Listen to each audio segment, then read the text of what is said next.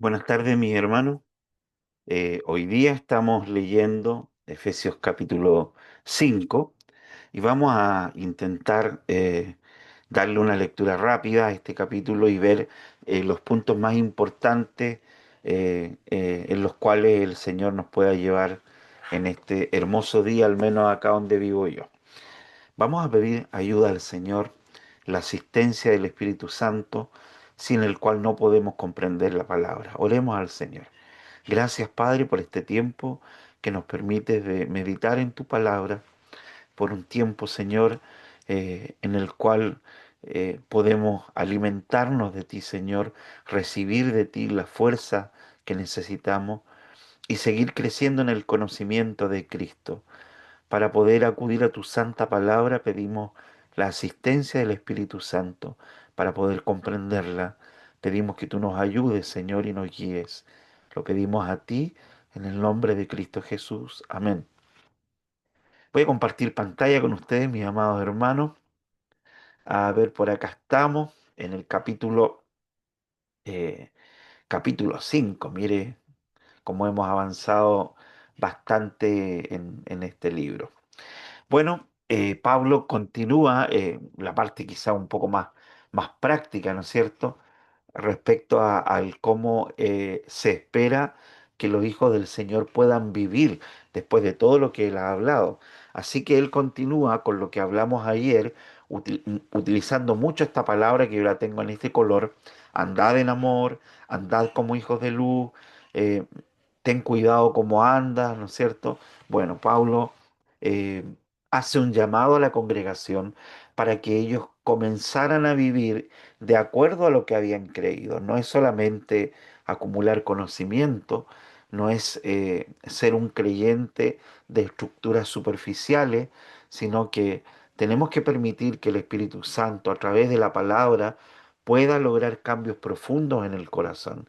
Y esto, mi hermano, no es una cuestión de un instante ni de una semana. Esto puede tomar años, puede tomar toda una vida. Hay creyentes que han estado 20, 30, 40 años en una iglesia o practicando la fe cristiana sin lograr haber madurado nunca, ni haber sido transformado en todas aquellas cosas en las que debiera haber sido transformado. Así que el llamado del apóstol Pablo, tan distante históricamente hablando de nosotros, es un llamado que también nos concierne a nosotros, el llamado de Dios para que andemos en una novedad de vida, en una vida nueva, para que nuestra vida ya no tenga nada que ver con una vida sin Cristo. Así que Pablo comienza el versículo 1 diciendo, por todo lo que les he dicho, sean imitadores de Dios como hijos amados, es decir, debemos imitar a Dios, sobre todo debemos imitar a nuestro amado Señor y Salvador Jesucristo, quien es nuestro modelo de vida, pero no lo hacemos de mala gana, no lo hacemos porque sea una obligación, lo hacemos porque es la consecuencia natural de, de nuestro amor por Dios. O sea, la obediencia a Dios es una obediencia en amor. Y luego dice, el versículo 2 dice, y andad en amor, así como también Cristo os amó y se dio a sí mismo por nosotros, ofrenda y sacrificio como fragante aroma. Hermano, yo creo que usted entiende bien lo que el apóstol Pablo está diciendo. Vivir en el amor de Dios significa vivir una vida como a Él le agrada, como Él nos demanda vivirla. Y todas las demandas del cómo tenemos que vivir se encuentran escritas en la palabra de Dios. La palabra de Dios es nuestra lumbrera. Lámpara es a mis pies tu palabra y lumbrera mi camino. La palabra de Cristo mora en abundancia en vosotros, dice la palabra de Dios. Así que andar en amor, obviamente que no es un tema fácil, porque involucra de que toda nuestra vida está siendo plenamente saturada de la gracia de Jesucristo. Y eso significa al mismo tiempo que hemos permitido que la palabra de Dios pueda llegar a cada rincón de nuestra vida y que lo transforme y lo cambie todo. Cristo llenando cada habitación de nuestra alma, transformándola, ayudándonos a cambiar ciertas cosas, hábitos de vida, costumbres malas que deben desaparecer. Y nuestro amor, la manera en que nosotros vivimos la vida cristiana, tiene que ser, la consecuencia lógica del ejemplo que Cristo nos dejó. Así como también Cristo os amó, así como, ¿no? La medida a la cual tenemos que aspirar, el modelo que tenemos que seguir de vida, se encuentra en la persona de Cristo. Debemos vivir en amor de la misma manera que Cristo vivió en amor, así como Él nos amó. ¿Y cómo nos amó? Usted podría tomar un cuaderno y en este capítulo 5 escribir todas las maneras que usted piense en las cuales Cristo nos amó. ¿Cómo, de qué manera usted puede ver, viendo la vida de Cristo, que Él nos amó a nosotros? Yo pienso en algunas como por ejemplo, eh, lo hizo con un amor paciente, lo hizo con un amor misericordioso, lo hizo sacrificando cosas cuando no tenía por qué hacerlo, etcétera. Eh, Tantas cosas que podríamos anotar en ese cuaderno, pero el modelo que tenemos que seguir de vida cristiana se encuentra en la persona de Cristo, que estuvo dispuesto a pensar en otro antes que pensar en sí mismo. Esta es la medida de nuestro amor. Estamos invadidos actualmente de una tendencia tan egocéntrica, ¿no? Esto ha llegado también a nuestras iglesias. Eh, es el peligro de, sin darnos cuenta, estar viviendo una vida cristiana no centrada en la persona de Cristo, sino centrada en nosotros mismos.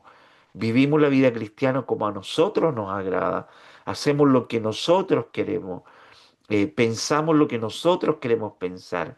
No, poco nos importa lo que otros piensen, lo que otros opinen, lo que se predique en la iglesia, lo que diga la Biblia. Ha llegado a ser más importante nuestros sentimientos, lo que nosotros creemos, lo que nosotros pensamos.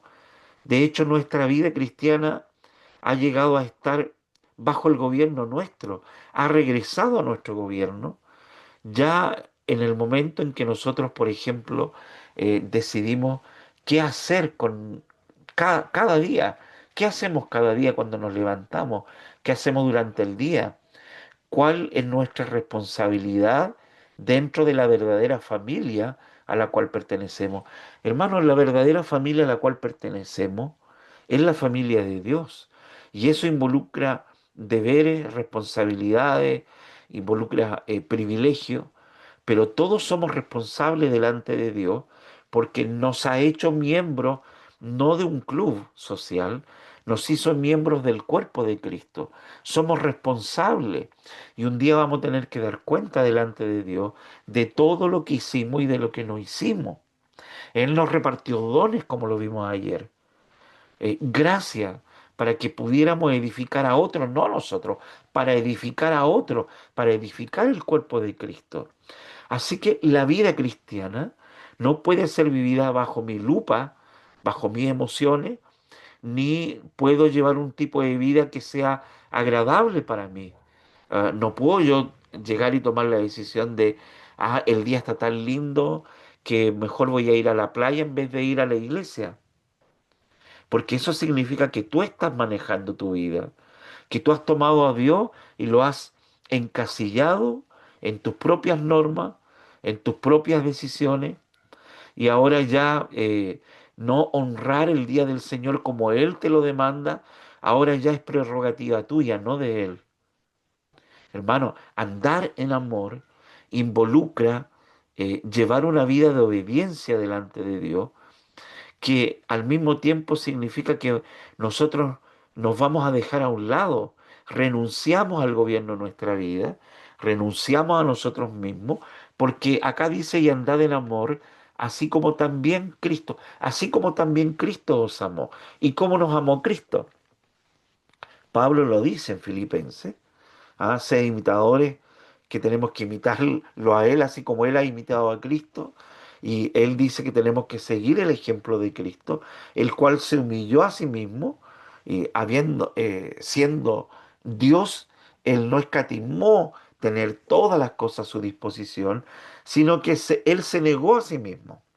Cristo luego lo dice a quienes quieren seguirlo. Si alguno quiere venir en pos de mí, tome su cruz. ¿Y qué dice? Y niéguese a sí mismo.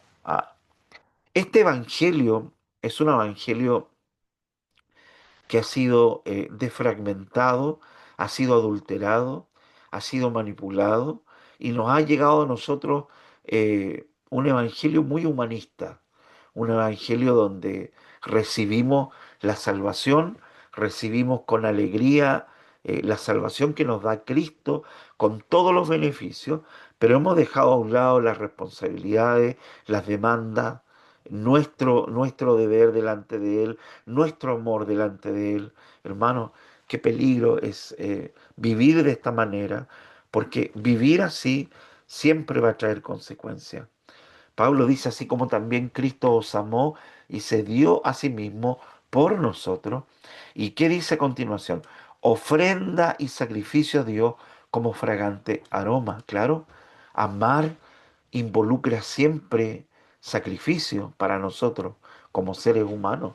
El amor que se nos demanda involucra que van a haber cosas que vamos a tener que dejar de hacer por amor a Cristo. Pero si no está la voluntad ni el poder de dejar esas cosas, es porque ahí hay un problema. Y el problema siempre, hermano, está en el corazón. Pablo continúa diciendo y hablando respecto a la nueva vida que tenemos que vivir, eh, haciendo estas advertencias, que todo lo que sea inmoral, impuro, avaricia, dice verso 3 en adelante, ni siquiera se mencionen entre vosotros, como corresponde a los santos. Las maneras modernas en las cuales vivimos el cristianismo eh, nos han presentado este estilo de vida tan tolerante, donde nosotros nos sentimos sin ningún problema, no tenemos ningún problema en el trabajo, con los vecinos, con los amigos, aún a veces entre la familia cristiana y no cristiana, de poder compartir muchas cosas que no corresponden, hermano.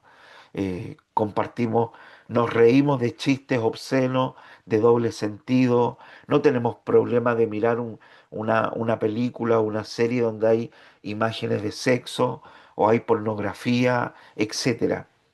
O no tenemos problema de estar en un grupo de conversación y participar cuando se están hablando cosas que son impuras y que no corresponden a la vida de un creyente. Hoy en día un creyente que quiere vivir de manera diferente y santa para Dios ha pasado a ser un creyente extremista y un creyente legalista o un creyente exagerado. Eh, Como dice la palabra, a lo bueno llamarán malo y a lo malo llamarán bueno. Hermano, pero la palabra de Dios es clara. Ni obscenidades, ni necedades, ni infantilismo, ni grosería, que no son apropiadas, sino más bien acciones de gracia. Que toda nuestra manera de hablar, nuestra manera de convivir con otros, nuestra manera de expresarnos, tiene que nacer de un corazón que vive constantemente agradecido del Señor. Porque con certeza sabéis esto, dice Pablo, que ningún inmoral, impuro o avaro que idólatra tiene herencia en el reino de Cristo y de Dios. Es decir, eso no es mucha la explicación que podemos dar. Sabemos que el reino de Cristo, al reino de Cristo nadie va a entrar que practique estas cosas. Pablo habla a veces, habla a los cristianos y a los no cristianos, específicamente aquí se está refiriendo a los no creyentes. Y Pablo dice que ninguno que creyéndose espiritual o creyéndose que es cristiano, pero que al mismo tiempo practica este estilo de vida no cristiano, por favor no se ilusione de que es un hijo de Dios, de que va a tener parte en el reino de Cristo, porque no es así. Entonces, Pablo en sus cartas constantemente está llamando a las iglesias al autoexamen. Examinaos vosotros mismos si estáis en la fe. ¿Ah? Versículo 6: que nadie os engañe con palabras vanas, vacías, pues por causa de estas cosas la ira de Dios viene sobre los hijos de desobediencia, no sobre la iglesia. ¿Mm? El versículo 7 es radical, nos muestra un evangelio radical. Dice, por tanto, no seáis partícipes con ellos. No, no consientan, no validen las conversaciones no apropiadas, las conductas no apropiadas, los lugares no apropiados, las amistades no apropiadas, las cosas que se ven no apropiadas. No las valides viéndolas o guardando silencio, porque también nosotros validamos todas estas cosas, no solo cuando participamos, sino cuando no participamos y no decimos nada. ¿M? Porque antes era y tiniebla, pero ahora soy luz en el Señor. Andad como hijos de luz, porque el fruto de la luz consiste en toda bondad, justicia y verdad. Bueno, la bondad, la justicia y la verdad son los ejes centrales de una persona que ha nacido de nuevo, que ha nacido según la justicia de Cristo. Así que Pablo lo que está diciendo es de que ahora que somos hijos de la luz, porque Cristo nos arrebató del poder de las tinieblas, ahora bueno, si somos hijos de luz, la consecuencia natural es que andemos en la luz. Qué triste pensar que hay muchos creyentes que siendo hijos de luz andan en la oscuridad, están en pecado y nadie lo sabe, no están bien en sus vidas espirituales, pero fingen estar bien sabiendo de que Dios los conoce. Así que hermanos, si somos hijos de la luz, tenemos que andar como hijos de luz, ¿ya? Y no participéis, bueno, antes acá dice, ah, examinando qué es lo que agrada al Señor. Sí, esto es muy importante porque esta frase nos acerca un poco más a la vida práctica nuestra de cada día. ¿Cuántos de nosotros cuando despertamos en la mañana tenemos, lo primero que hacemos es tener un encuentro con el Señor, leer la palabra del Señor, pedirle sabiduría para vivir el día, sabiduría para tomar decisiones, que nos dé las fuerzas para enfrentar situaciones difíciles y que también nos dé sabiduría para examinar todo con lo que nos vamos topando en el día? Hemos, creo que nos hemos transformado en una sociedad cristiana infantil, eh, un poco vacía, un poco floja, porque no tenemos las fuerzas emocionales ni espirituales para examinar lo que vamos viviendo en el día. No pasamos nada por el coladero, todo pasa directo, ¿no? Pasan imágenes, palabras, amistades, situaciones, etcétera. Y la Biblia nos llama a estar examinando constantemente todo lo que está sucediendo adentro de mi corazón, de nuestro corazón, en nuestros pensamientos, en nuestras emociones, pero también nos llama a examinar constantemente todo lo que va pasando alrededor nuestro para descubrir por dónde tenemos que pisar, qué es lo que tenemos que pensar, cómo debemos responder, qué decisiones debemos tomar. Y el marco es esto, todo lo que agrade al Señor, examinando qué es lo que agrada al Señor. Y no participéis, este es el tema, la participación. No participéis en las obras estériles de las tinieblas, estériles porque por, mu- por mucho placer o por muchas cosas que el mundo, la carne o Satanás nos ofrezcan, ninguna de esas cosas que en lo aparente nos están dando algo, van a generar fruto para la eternidad. Son estériles porque no nos pueden dar nada. Nos ofrecen todo, pero luego que nosotros cometemos los actos de pecado, en vez de darnos algo, nos ha quitado todo. El pecado Nunca pienses tú que el pecado te va a dar solamente un momento de placer. El pecado te lo va a quitar todo. El pecado va a destruir tu vida, puede destruir tu hogar, puede destruir tu matrimonio, puede destruir tu fe, puede destruir tu relación con Dios. El pecado puede destruirlo todo porque es lo único que puede hacer. El pecado es estéril en cuanto a proporcionarnos esperanza o gozo o bienestar. El pecado no puede hacer nada. Las tinieblas son estériles en este sentido. Y Pablo nos llama a, en vez de participar, que las desenmascaremos. Mire, que las desenmascaremos en el sentido de que tenemos que estar siempre atentos para poder descubrir mediante la comunión constante con el Espíritu Santo por la palabra de Dios. Eso nos va a ayudar a nosotros a que mientras caminemos y Satanás nos quiere atacar, nosotros sin usar la magia ni nada, el Espíritu nos va a mostrar, nos va a guiar, algo nos va a incomodar de una situación, de una amistad, de algo que se nos ha invitado a hacer, y vamos a ir en este sentido desenmascarando las trampas, los propósitos ocultos del mal detrás de todo lo que nos va rodeando en el día, porque es vergonzoso aún hablar de las cosas que ellos hacen en secreto. Qué terrible, hermano, es cuando nos vemos envueltos y no podemos salir luego de esto, de malas amistades, de malas sociedades, de malos caminos que hemos tomado, y entonces no nos queda otra que hacer como que todo está bien, imitamos la conducta de los demás, pero la palabra de Dios dice que es vergonzoso aún hablar de las cosas que ellos hacen en secreto. Pero todas las cosas se hacen visibles cuando son expuestas a la luz, pues todo lo que se hace, pues todo lo que se hace visible es luz. Por esta razón dice, haciendo alusión al profeta Isaías, despierta tú que duermes y levántate de entre los muertos y te alumbrará Cristo. La promesa hecha en Isaías era de que un día las tinieblas iban a ser disipadas y la luz iba a venir.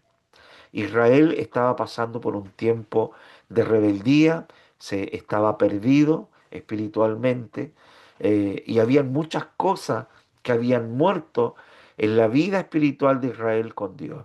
Y el llamado del profeta es el mismo llamado que hace el apóstol Pablo, a que despertemos de este sueño en el cual el mundo nos envuelve muchas veces, ¿no?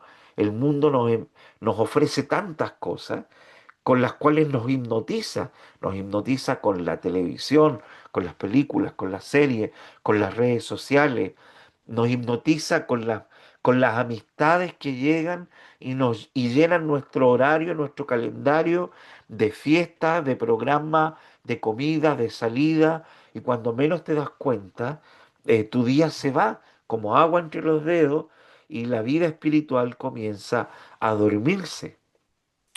Y no nos damos ni cuenta cuando nuestra vida espiritual ya es una vida espiritual que ni siquiera es consciente de la comunión que debiera tener con la persona de Cristo.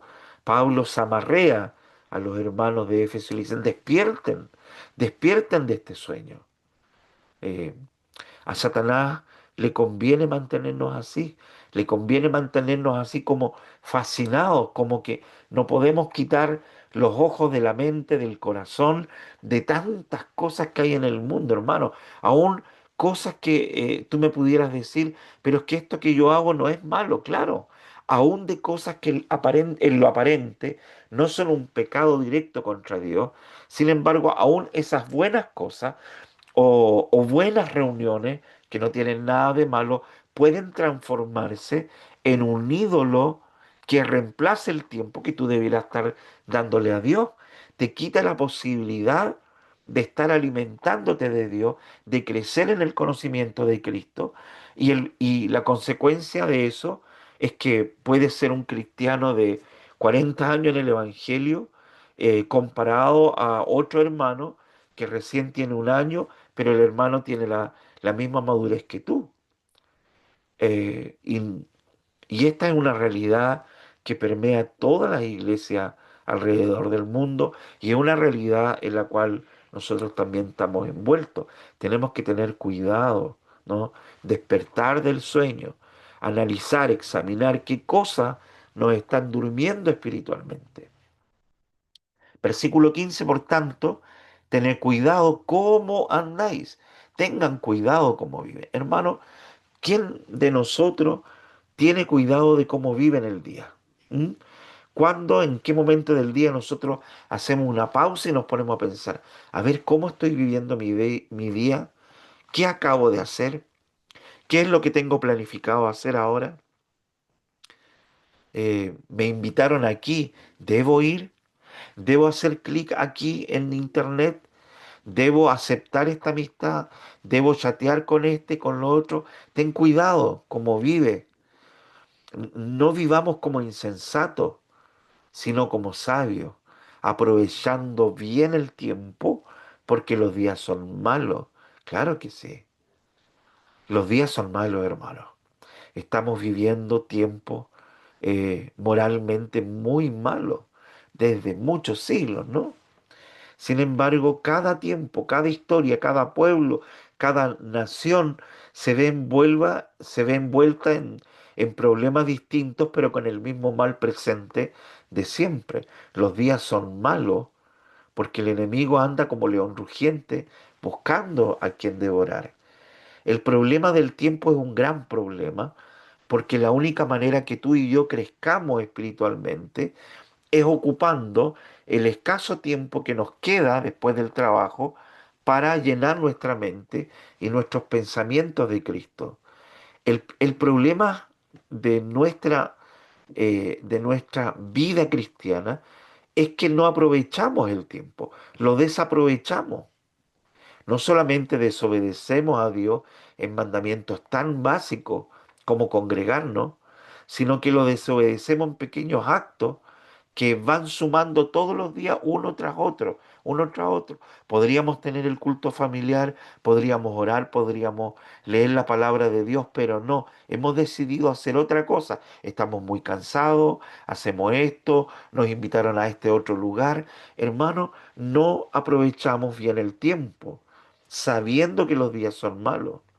Satanás hoy en día eh, ha aprendido que la manera más fácil de atacar y de transformar a un creyente fuerte en uno débil es proveyendo de estímulos visuales, auditivos y lo que sea, toda clase de estímulos a través del mundo para que tú gastes tu tiempo.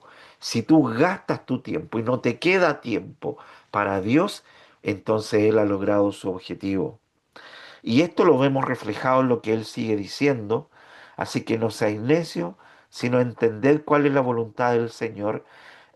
Y lo que dice en el verso 8 toma la misma idea de arriba, de estar dormido, de estar embriagado, ¿no? Porque dice, "Y no os embriaguéis con vino, en lo cual hay disolución, sino sed llenos del Espíritu". Claro, el vino una vez que entra de manera más profunda, eh, hace que nosotros perdamos un poco el sentido de alerta, perdemos la capacidad de pensar correctamente, de estar alerta correctamente, nos cansamos, viene el sueño, etcétera. Esta figura es la que usa el apóstol Pablo, diciendo de que no tenemos que embriagarnos. Y Satanás nos embriaga. El mundo nos ha embriagado con sus cosas, nos tiene fascinado con sus luces. Otra cosa que nos puede llegar a embriagar no solamente es el mundo y Satanás, sino que somos nosotros, hermanos. Nuestra carne también nos puede llegar a embriagar, nuestra voluntad, nosotros mismos. Podemos llegar a estar embriagados de nosotros mismos. Cuidado ahí, porque esto significa que hemos apartado decidida y voluntariamente la obra del Espíritu. Dios nos ha dejado el Espíritu. El Señor Jesucristo nos dejó el Espíritu al Consolador, al Paracleto, al que camina al lado nuestro, como aquel que nos va a revestir de todo lo que necesitamos para poder vivir la vida cristiana y poder caminar en pos de que Cristo sea formado en nosotros. Así que tenemos que ser llenos del Espíritu. ¿Y cómo somos llenos del Espíritu? A través de la oración y de la palabra. No hay otra manera. Oramos, leemos y actuamos. Y la acción es la que nos lleva a obedecer o a desobedecer la palabra de Dios. Eh, lo importante no solo es orar y leer, sino luego obedecer. Porque tú puedes orar todo el día y leer todos los días, pero si no obedeces nada, entonces de nada sirve. Ser llenos del Espíritu Santo significa primero vaciarse de nosotros mismos, renunciar a nuestro propio gobierno. Y Pablo da un consejo práctico, dice, hablando entre vosotros con salmos, himnos y cánticos espirituales, cantando y alabando con vuestro corazón al Señor. No tenemos mucho tiempo para explicar todo esto, pero salmos, himnos y cánticos espirituales son las tres partes en las cuales los judíos dividían el libro de los salmos.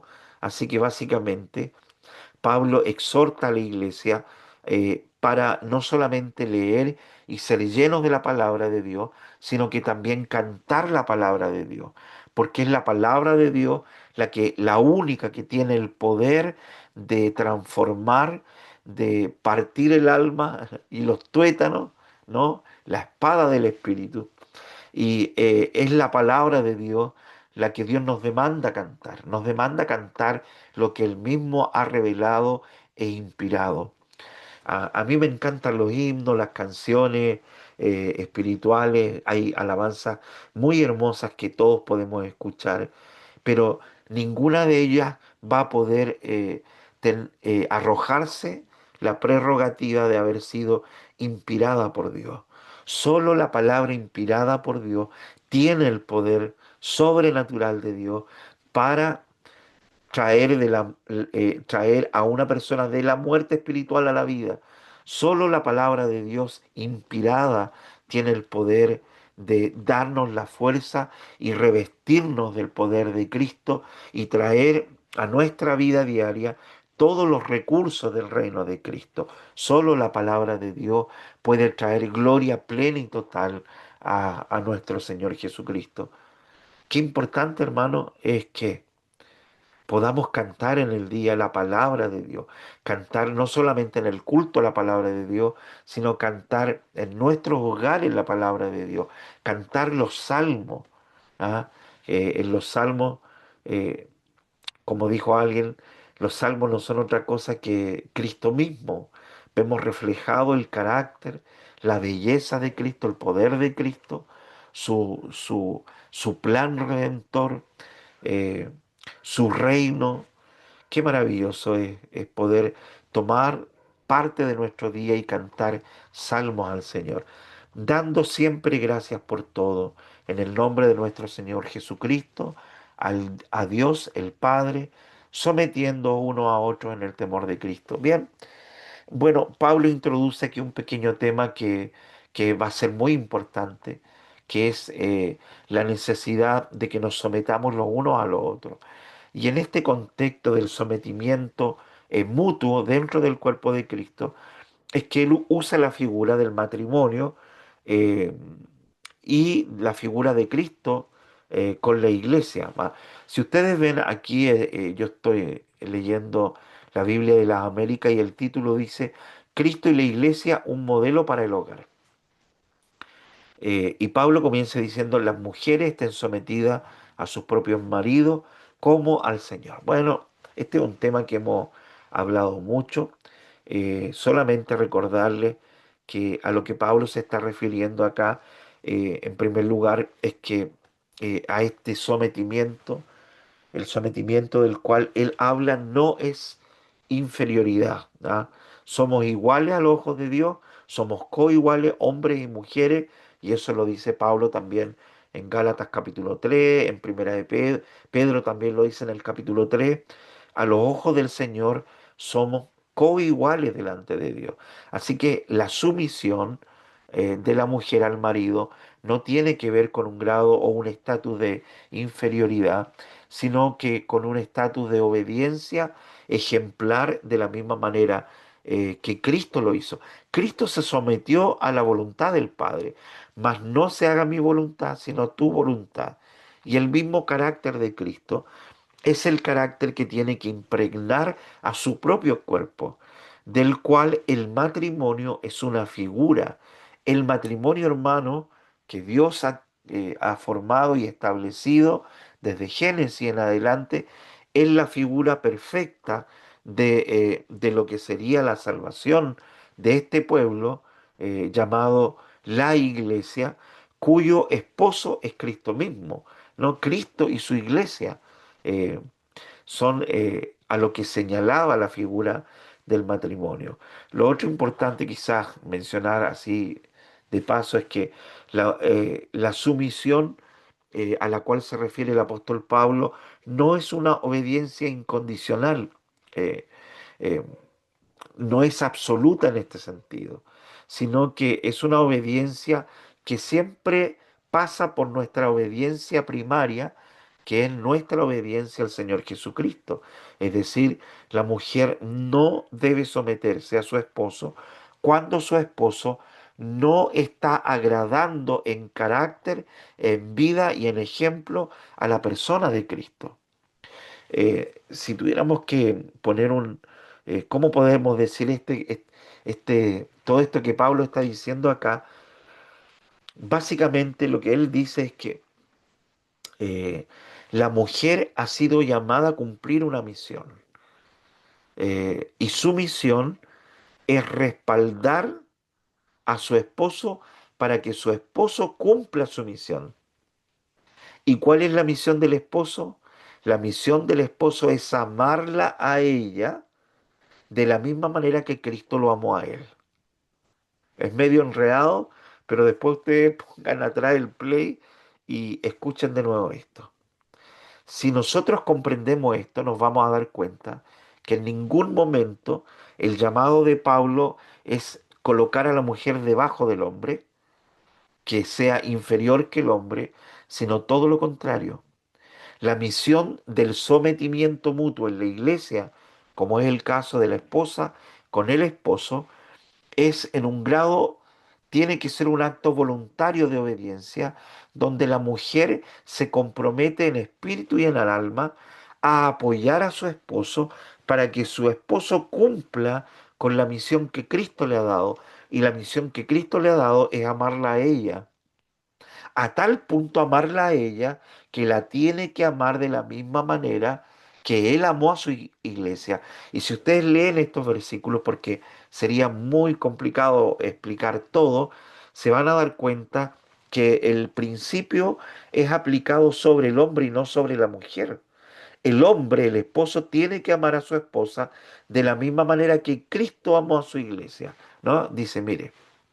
Acá está.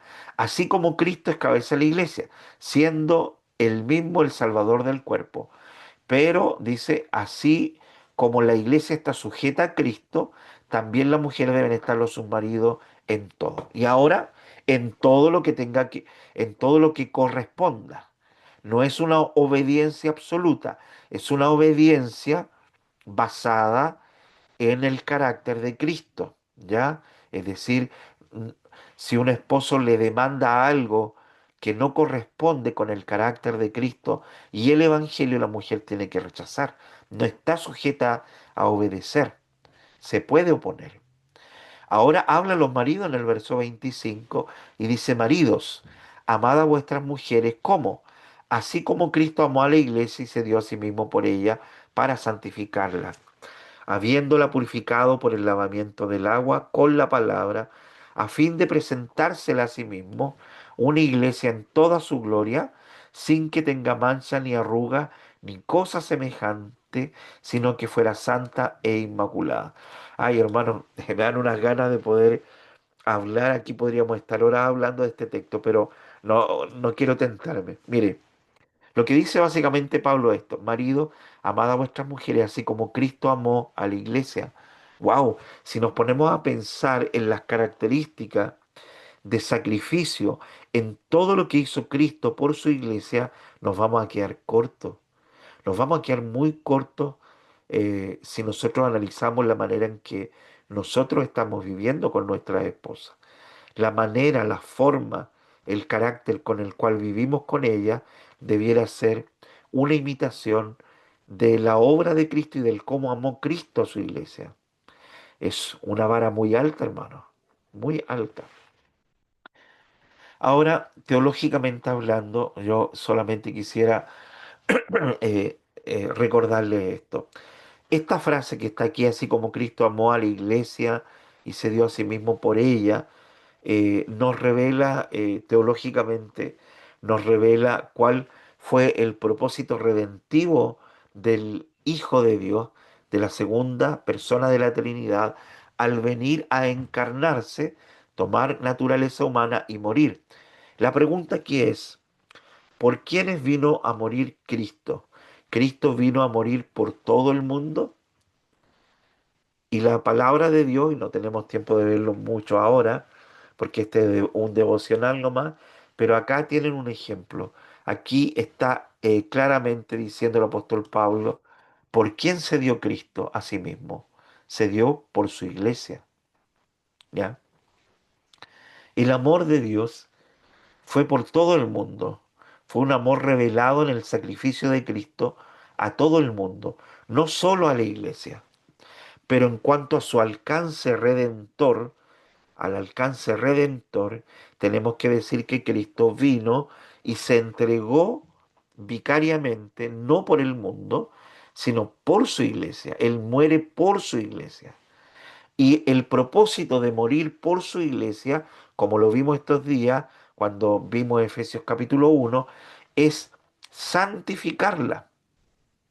Claro, porque si Dios había escogido un pueblo con el cual él quería tener comunión eterna, creado a su propia imagen, y ahora en este pacto que hace con el Hijo en la eternidad, donde el Hijo se compromete a venir y morir y pagar por nuestras culpas, el Padre al mismo tiempo le da en ofrenda al Hijo la iglesia, nosotros, eh, como su novia, como un padre busca esposa para su hijo, somos la novia, la esposa de Cristo, pero para poder tener comunión con nuestro esposo, no podemos hacerlo porque todavía tenemos las manchas, las huellas del pecado, el pecado todavía está conviviendo con nosotros, pero Cristo viene y muere por nosotros para poder santificarnos, para poder lavarnos, pero eh, de manera plena y total,